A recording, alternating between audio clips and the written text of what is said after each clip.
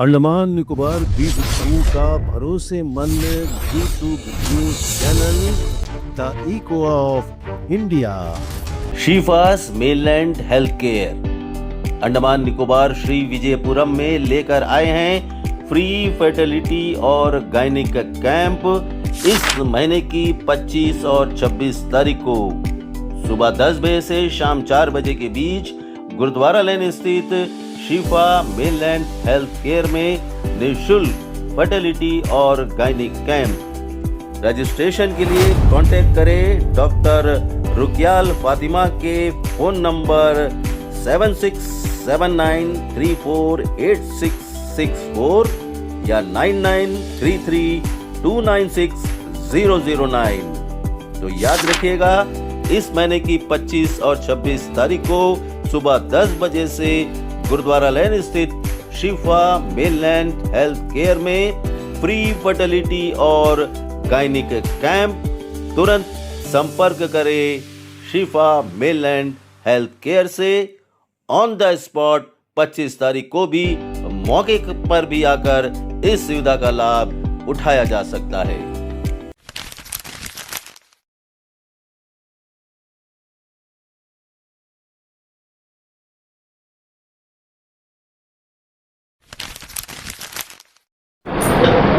सभी को नमस्कार। जैसा कि आप सभी जानते हैं कि नारी शक्ति वंदन अधिनियम 2023 में पारित हुआ और प्रधानमंत्री जी 2026 में पूरी तरीके से लागू करने जा रहे थे। और जिस तरह से पूरे देश में आपने देखा होगा कि महिलाओं द्वारा जो है इस बिल को लेकर इतना उत्साह था, सभी ने बहुत ही आनंद थे। महिलाएं बहुत खुश थी कि इतने सालों बाद सभी देश की सभी महिलाओं को उनका अधिकार मिलने जा रहा है। देश की महिलाएं इतना विश्वास कर रही थी हमारे सभी राजनीतिक दल पे कि उनको इतने साल के बाद जो है उनको उनका अधिकार मिलेगा और उनको जो है राजनीतिक क्षेत्र में आगे आने का मौका मिलेगा और वो एक ऐसा प्लेटफॉर्म में आके जो है समाज के लिए काम कर सकेगी, बराबर जो पुरुष के साथ कंधा से कंधा मिलाकर हमारे समाज के लिए, हमारे देश के लिए काम कर सके। लेकिन जिस तरह से आप सभी ने देखा कि कांग्रेस पार्टी और उनके साथ जो सहयोगी दल थे, उन्होंने मिलकर हमारे पूरे देश के महिलाओं की पीठ में छुरा घोंपा और जो महिलाएं विश्वास करके बैठी थी कि ये बिल पारित हो जाए, ये बिल जो है पास हो जाएगा और उनको अधिकार मिलेगा, लेकिन जो है हमारे जो विरोधी दल है, हमारे जो कांग्रेस के नेता है और उनके साथ जो सहयोगी दल है, उन्होंने नहीं चाहा और उन्होंने वोट नहीं किया और इसलिए हमारा बिल जो है गिर गया, हमारा बिल जो है पास नहीं हो पाया। और इसके लिए हमारे पूरे देश की महिलाएं इतनी दुखी है कि ये पूरी तरीके से स्पष्ट हो चुका है कि देश में जब भी महिलाओं का अधिकार का बात आया, इतना बड़ा बड़ा बात किया गया इसको लेकर हर एक राजनीतिक दल, लेकिन प्रधानमंत्री जी ने इसको आगे लेके आया और हमारे कांग्रेस के जो नेता और उनके सहयोगी दलों ने साथ नहीं दिया और आज ये बिल पास होते होते रह गया। पूरे देश में जो है उदासी की एक लहर हमारे नारी समाज में जो है बिखर चुकी है, टूट चुकी है और ये नारी शक्ति जो समाज में आके काम करने वाली थी, इनका मनोबल टूटा है। मैं आपको बोलना चाहूंगी कि हमारे देश की जो है नारी कभी कांग्रेस पार्टी और उन सभी राजनीतिक दलों को कभी माफ नहीं करेगी और इसका असर हमारी महिला समाज जो है अभी आने वाले इलेक्शन में वो जरूर दिखाएगी और उनको बड़ी से बड़ी मात्रा में हार का सामना करना पड़ेगा, क्योंकि नारी शक्ति को आगे आने के लिए सबसे ज्यादा रोका गया हमारे कांग्रेस पार्टी और उनके जो सहयोगी दल है। ये स्पष्ट रूप से वो कितना भी बोले, लेकिन ये स्पष्ट रूप से हमारे समाज की सभी नारी समझ चुकी है कि हमारे नारी को, हमारे देश की महिलाओं को इतने सालों से रोका गया और उनको आगे नहीं आने दिया, उनको प्लेटफॉर्म नहीं दिया गया। ये सिर्फ कांग्रेस पार्टी और उनके जो राजनीतिक दल है, इन्होंने साजिश करके किया है और इसका जवाब जो है हमारी नारी शक्ति जरूर देगी और हम इस बात को जमीनी स्तर तक हम लेके जाएंगे और कांग्रेस की और उन सारी जो दल है, उन सभी के जो करतूत है, इसको हम पूरे नारी शक्ति घर घर तक हम लेके जाएंगे और इसके बारे में हम जरूर बताएंगे सभी महिलाओं को कि ये समाज को बिखरने का काम कर रही है, समाज आगे न बढ़े, ये देश विकसित भारत जल्दी न बने, इसलिए ये सबसे ज्यादा बड़ी साजिश है कांग्रेस पार्टी की। मैं इतना कहते हुए अपना बात को समाप्त करती हूँ। और उसमें भी भारत लोकतंत्र की जननी रही है। और इसी सफर में एक पहलू जो जोड़ा गया नारी शक्ति वंदन अधिनियम 2023 के तहत, उसके बाद पिछले 16 अप्रैल को जो ये कुछ संशोधनों के साथ पारित करने के लिए लोकसभा में लाया गया और जो उसका हश्र किया विपक्षी दलों और उनके सहयोगी पार्टनर्स ने, इंडिया अलायंस ग्रुप ने, वो आपने पूरे देश में मीडिया के माध्यम से देखा। तो ये एक हम ये मानते हैं कि जो ये अधिनियम लाया गया था, ये नारी शक्ति वंदन का एक महायज्ञ था। और इस महायज्ञ में जो संशोधन के साथ ये बिल आया था, उसमें हमारे यशस्वी प्रधानमंत्री माननीय नरेंद्र मोदी जी ने ये आह्वान किया था, सभी सांसदों के साथ विनम्रता पूर्वक ये कहा था कि इस महायज्ञ में आप भी समर्थन के रूप में एक आहुति अपना अवश्य दें। और ये उम्मीद भी की थी कि जरूर हमें इस अधिनियम के जो संशोधन के लिए बिल आया है, इसमें जरूर हमें समर्थन प्राप्त होगा। लेकिन हुआ क्या, जो पिछले 3 दशकों से चला आ रहा है, जिस तरह से अलग अलग सरकारों के समय में इन्होंने नारी के अधिकारों, नारी शक्ति को जो राजनीति में अधिकार उसे मिलने चाहिए थे, लोकतंत्र के मंदिर में जो अधिकार मिलना चाहिए था, उसे जानबूझकर उसके अधिकारों से वंचित रखा गया। किसी न किसी टेक्निकल कारण के, जैसे आपने इस संसद में देखा, लोकसभा जब चल रही थी तो कैसे टेक्निकल कारणों की दुहाई दी गई, जबकि इनका उद्देश्य है, ये चाहते नहीं है ये आना, क्योंकि सारे के सारे कांग्रेस और इंडी गठबंधन के जो दल है, ये कहीं न कहीं परिवारवाद से ग्रस्त है। और इनको ये पता है कि इस अधिनियम के लागू होने पर बहुत सारी सीटें इनकी छीन जाएंगी, जो इनके परिवार के लोग हकदार होते थे। और इसी वजह से ये हमेशा से इसका विरोध करते रहे। ये कोई पहली बार नहीं हुआ। 96 में जब देवेगौड़ा की सरकार थी, उन्होंने सबसे पहली बार ये महिला आरक्षण बिल लाया था और उस समय ये कमेटी के सामने पास गई थी, पार्लियामेंट्री कमेटी के पास, और उसके तुरंत बाद उनकी सरकार गिर गई। उसके बाद 98 से लेकर 2004 तक जब वाजपेयी जी की सरकार थी, उस दौरान 4 बार हमारी एनडीए गवर्नमेंट ने, बीजेपी लेड एनडीए गवर्नमेंट ने 4 बार इस विधेयक को लाया, लेकिन कुछ न कुछ कारण देकर कभी वो संसद में वेल में जमा हो जाते थे, हंगामा मचाते थे। और उसके साथ ही उस समय उनके एक एमपी हुआ करते थे आरजेडी के, सुरेंद्र प्रताप यादव, उन्होंने तो, जैसे राहुल गांधी ने एक बार बिल फाड़ा था संसद में और अपमान किया था लोकतंत्र के मंदिर का, उस दौरान सुरेंद्र प्रताप यादव ने भी यही घटना की थी कि महिला विधेयक बिल को छीन कर वहां फाड़ दिया था। और उसके बाद जब 2004 के बाद में जब कांग्रेस लेड गवर्नमेंट यूपीए की सरकार बनी, तो 2010 में राज्यसभा में ये बिल लाया गया और वहां से पास भी हो गया। लेकिन 2010 के बाद 4 साल तक, 2014 तक उनकी फिर सरकार रही, लेकिन उन्होंने लोकसभा में इसे पेश ही नहीं किया। इसके पीछे की वजह क्या हो सकती है? जब राज्यसभा में वो पारित हो चुका था, पास हो चुका था, लेकिन आपको 4 सालों में क्यों नहीं आप लोकसभा में ले आए? और 2010 में भी जब राज्यसभा में बिल लाया गया था, तो उस समय उनके प्रमुख सहयोगी समाजवादी पार्टी के एक बड़े नेता थे, जिन्होंने महिला सांसदों के खिलाफ विभत्स टिप्पणियां की थी, अभद्र टिप्पणी की थी। उस समय भी काफी हंगामा हुआ था। तो ये उनकी मानसिकता को दर्शाता है कि आज भी समाज में महिलाओं को जो 2ym दर्जे का नागरिक हम कहते हैं ना, कि भारतीय समाज ने बना रखा है, उसमें ये राजनीति में भी इस तरह से 2ym दर्जे का व्यवहार होता है। ये हमारे विपक्षी दलों ने समय समय पर साबित किया। और जब से प्रधानमंत्री हमारे देश का नेतृत्व कर रहे हैं, सरकार चला रहे हैं, आपने देखा होगा कि महिलाओं की स्थिति को सुधारने के लिए हर एक क्षेत्र में जो उन्होंने बदलाव लाया, अलग अलग योजनाओं के माध्यम से, छोटी छोटी योजनाएं ही हम मानेंगे, लेकिन उस योजनाओं का क्या प्रभाव पड़ा है महिला, हमारी नारी शक्ति पर, वो आप चुनाव में वोट प्रतिशत में भी देख सकते हैं।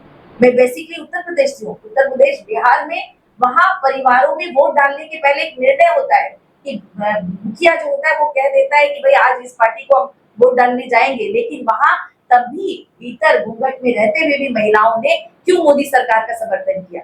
क्योंकि उन्होंने जमीन पर जो महिलाओं की परेशानियां थी उसको दूर करने का काम हमारे माननीय नरेंद्र मोदी जी ने किया।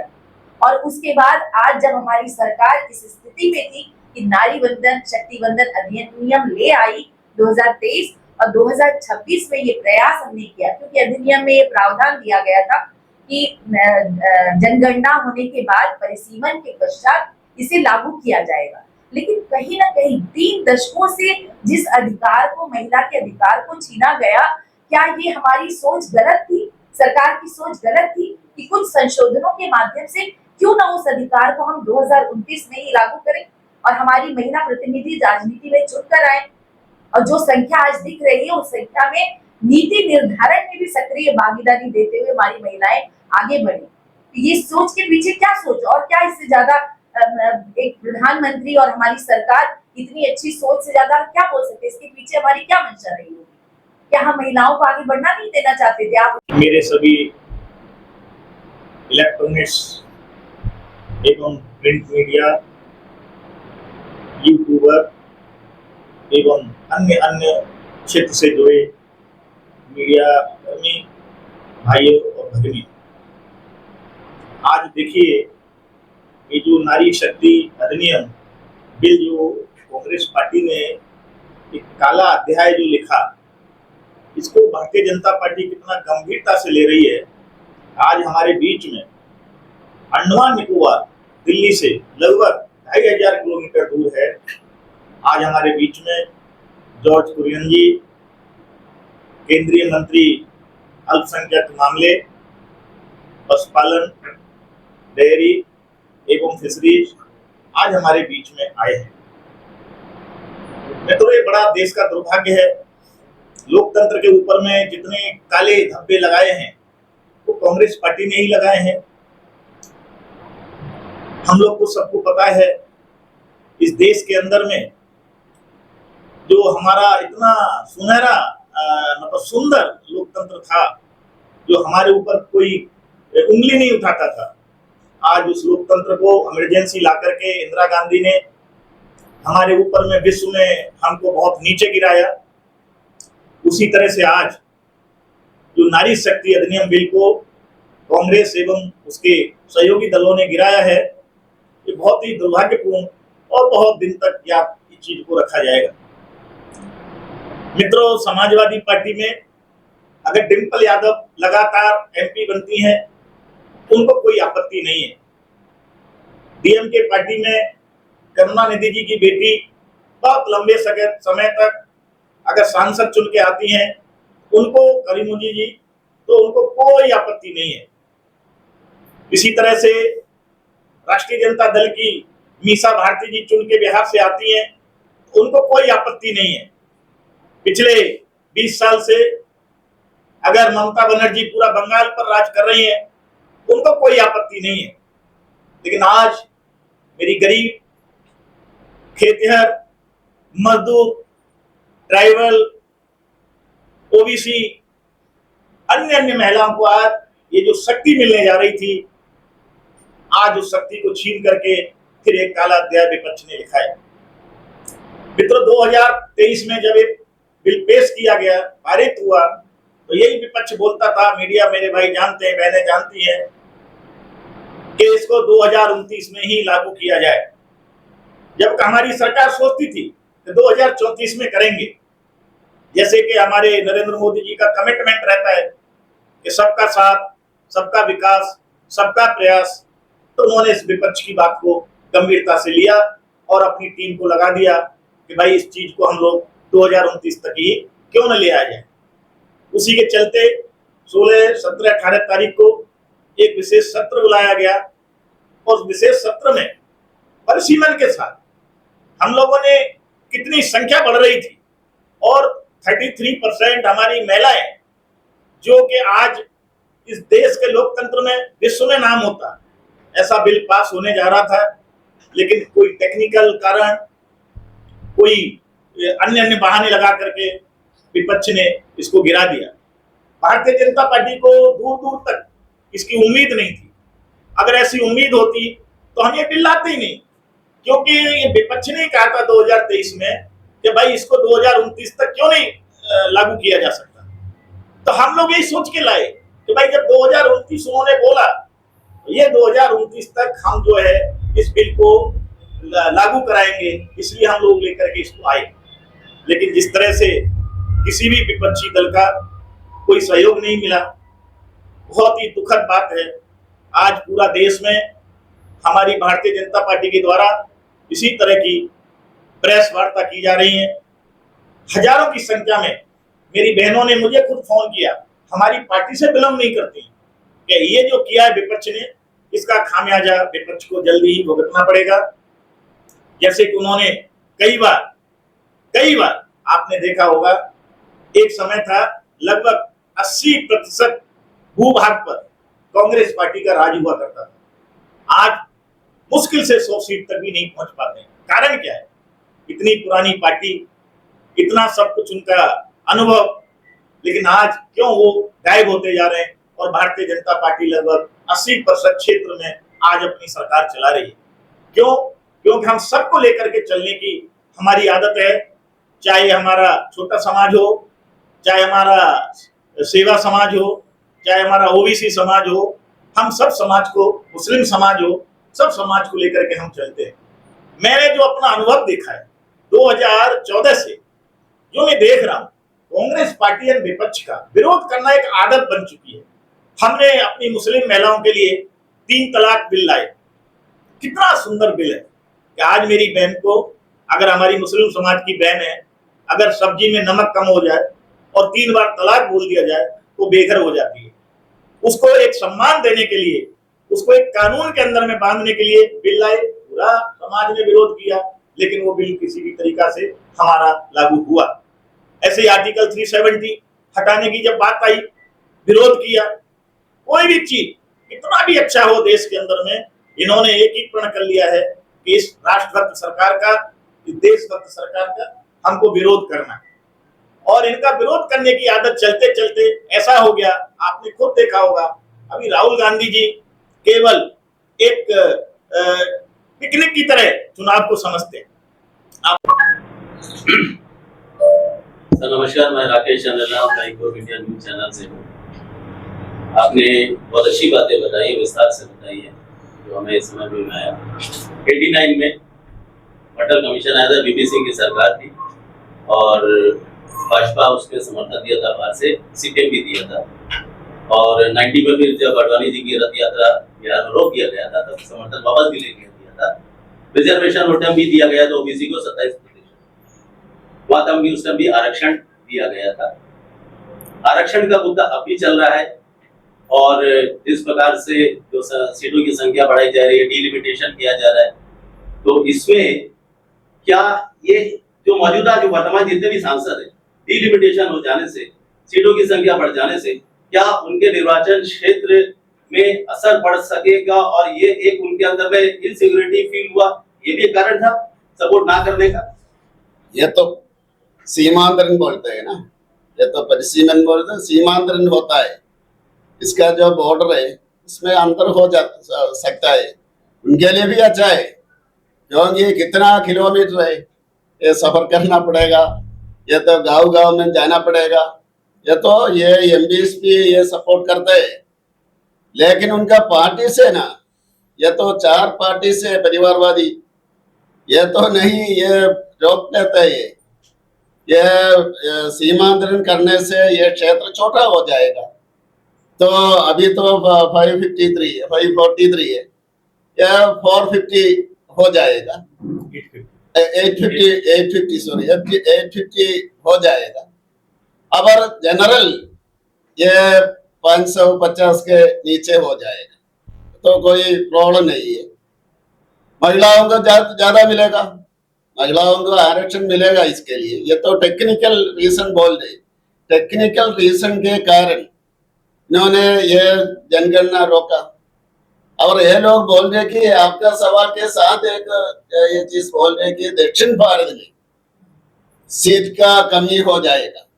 ये तो अमित शाह जी ने बोला कि ये तो उन्होंने ये पेश किया भी है। उन्होंने कहा कि अभी कितना परसेंटेज है सीट दक्षिण भारत में, 23.76 है, ये तो 23.90 हो जाएगा। और अभी कर्नाटका में 28 सीटें, 42 हो जाएगा। अब 5.5 है अभी, उस टाइम भी 5.5 नहीं 5.15 है, तब भी 5.15 हो जाएगा।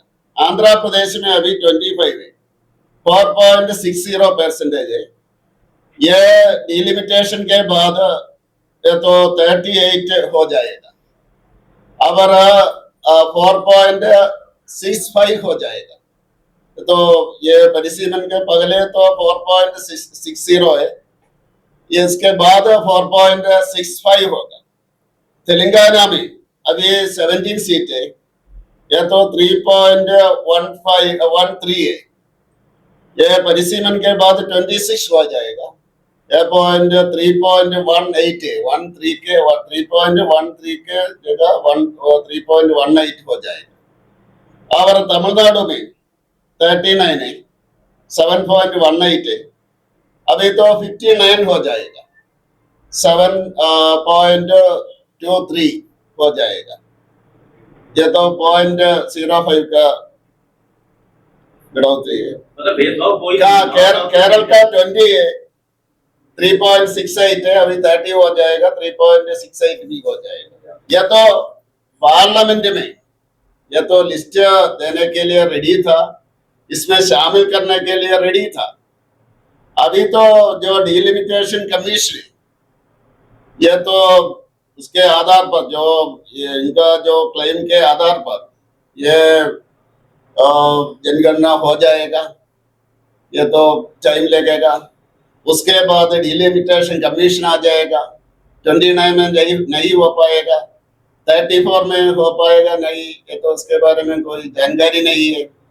39 में हो पाएगा बोल रहे हैं लोग, ये तो 10 साल अगर ये डिलिमिटेशन नहीं हो पाएगा। 71 सेंसस के आधार पर यह तो इनका हक, जो महिलाओं का हक और SC/ST का हक रोक ले लोग, इसके खिलाफ हम बोल रहे। आप पूछ रहे क्यों आप ये स्वीट्स डिस्ट्रीब्यूट कर रहे, सेलिब्रेट कर रहे, क्या है इसका मतलब क्या है? हमने रोका, हमने महिला आरक्षण रोका, उनका क्लेम है, इसके खिलाफ हम बोल रहे, हम लड़ेंगे। नहीं किया, क्यों नहीं किया? 2011 में यह सेंसस किया था, तब जाति जनगणना क्यों नहीं किया? अभी क्यों चाहिए? क्योंकि हमारा इतिहास में पहली बार एक OBC प्राइम मिनिस्टर आ गया, नरेंद्र मोदी जी आ गया, इसलिए ये लोग ये तो पूछ रहे जाति जाति बोलते। यह 1955 में काका कलेकर कमीशन अपॉइंट किया था, ये जाति गणना के बारे में अपॉइंटमेंट किया था, उसका रिपोर्ट दिया था, 55 में दिया था। अब कांग्रेस ने निर्णय लिया कि यह 61 में निर्णय लिया, उन्होंने कहा कि यह विकास का आधार जाति नहीं है, इकोनॉमिक है। कांग्रेस ने कहा 61 में कहा विकास का आधार जाति नहीं है, इकोनॉमिक है, उन्होंने कहा। अब रोका, जो कितना था, उन्होंने कहा कि 2399 बैकवर्ड कम्युनिटीज के भारत में उनको साथ लेना चाहिए। कांग्रेस वालों ने रोका, और जो हमने किया तभी रोकने के लिए कोशिश किया, अब ये बोल दे कि ये वनिता आरक्षण, महिला आरक्षण उन्होंने किया, ये तो परिवार वालों ने नहीं किया। किसने किया? नरसिंह राव ने किया। उनको कैसे उनको डिस्रेस्पेक्ट किया, उनको डेड बॉडी को।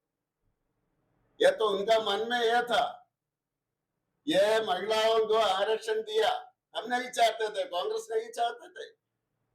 यह कारण, यह नरेंद्र मोदी जी, हमारा जो नरसिंह राव, उनको डिसरेस्पेक्ट करने का एक रीजन यह महिला आरक्षण उन्होंने लाया था। आपने अब सुना कहीं पर ये कांग्रेस वाला नरसिंह राव का नाम लेता है? कभी नेहरू जी का नाम लेता है, इंदिरा जी के नाम लेता है, राजीव जी के नाम लेता है, सोनिया जी और राहुल जी और प्रियंका जी। ये परिवार वालों ने नहीं लेके आया ये आरक्षण, और उस टाइम हमने सपोर्ट किया था। और अभी क्या कर रहे समाजवादी पार्टी, ये तो जाति के आधार पर सत्ता में आते हैं, लेकिन किसी दूसरे को नहीं देना चाहते। और ममता जी बहुत कुछ बोलती है, लेकिन महिलाओं को, इनका पार्टी का जो महिला है सप्रेस करते हैं। ये लीडर है, सेकंड लीडर है क्या? सेकंड लीडर कौन है ममता जी का? कोई महिला है क्या? नहीं है। और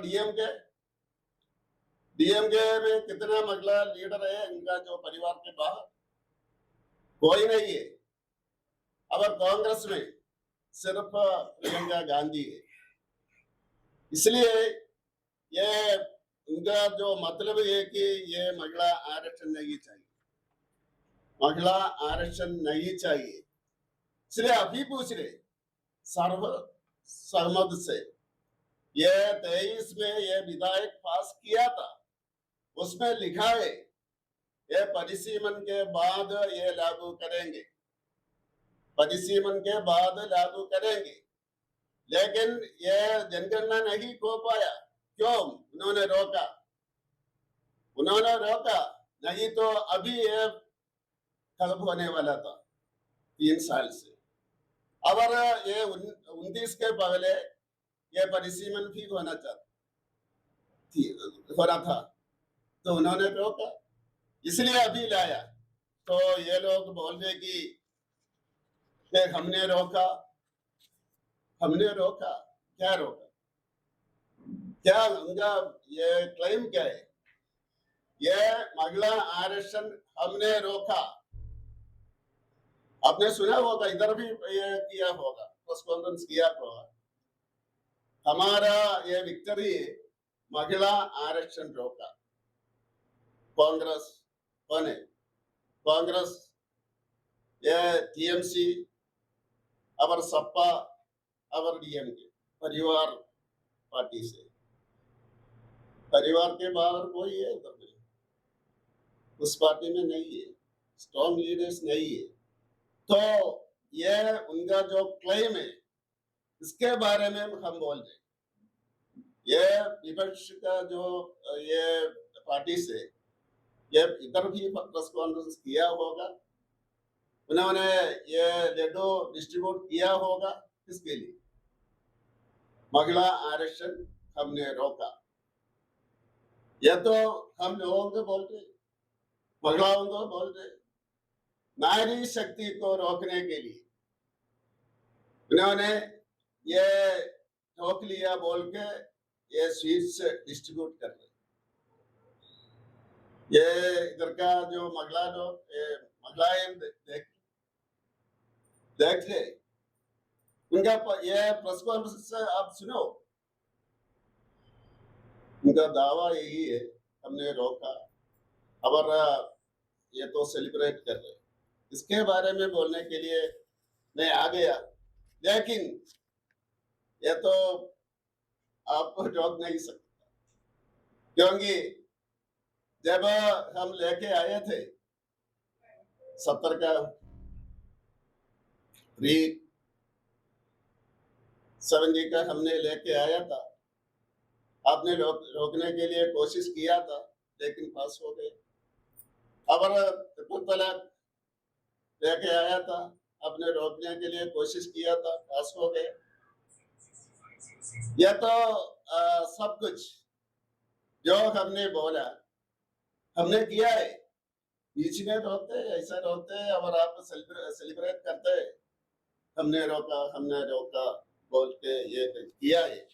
और इसके साथ ही जो महिलाओं को ज्यादा मिलता है, मैंने कहा कि कितना है ये कॉन्स्टिट्यूंसी में, कितना है अभी, कितना है उस टाइम एवरेज 10 लाख के बीच था, अभी तो 26 के ऊपर है, तो 49 तक है। अभी SC ST को भी मिलना था, इसमें से जो परिसीमन होने से SC/ST को भी मिलना होता है, ये भी उन्होंने रोका। कब से रोका? 76 से रोका 2026 तक। ये तो रोका, ये बोल के ये तो सेलिब्रेट करना चाहिए लोग। हमने SC/ST को ये रिजर्वेशन ज्यादा देने के लिए, अवसर देना ज्यादा देने के लिए हम ये उन्होंने कोशिश किया, हमने रोका। SC/ST को भी नहीं सीट नहीं वाला, DMK वाला, सपा वाला, ये बोलना चाहिए। हमने ये महिला आरक्षण बिल रोका, महिला आरक्षण रोका, SC/ST आरक्षण इनको ज्यादा मिलना था, हमने रोका। अब सेलिब्रेट करना चाहिए, अब स्वीट्स डिस्ट्रीब्यूट करना चाहिए, ये तो मैसेज भी जाएगा, ये तो कंडीशन है। इसलिए ये प्रधानमंत्री जी ने कहा कि इसका क्रेडिट आप ले लो, पास करो, और आप ले लो, मेरे लिए इसका क्रेडिट नहीं चाहिए। उन्होंने पार्लियामेंट में कहा, तो किसको क्रेडिट जाएगा? या तो इनके मन में यह था, इसका क्रेडिट मोदी को जाएगा। मोदी जी ने कहा मुझे नहीं चाहिए, मुझे तो यह नारी शक्ति को इनका अधिकार मिलना चाहिए। क्रेडिट आप ले लो क्योंकि आप भी सपोर्ट कर रहे। उन्होंने कहा, लेकिन सपोर्ट नहीं किया। क्या, क्यों नहीं किया? क्या है रीजन, क्या है? या तो ये जनगणना के बारे में मैंने बोला, ये परिसीमन के बारे में बोला, 50 साल आपने रोका, महिलाओं को रोका, SC/ST को रोका, क्यों? क्या है रीजन, क्या है? कुछ नहीं, परिवारवाद है। अंडमान निकोबार द्वीप समूह का भरोसेमंद G2 news channel the echo of India.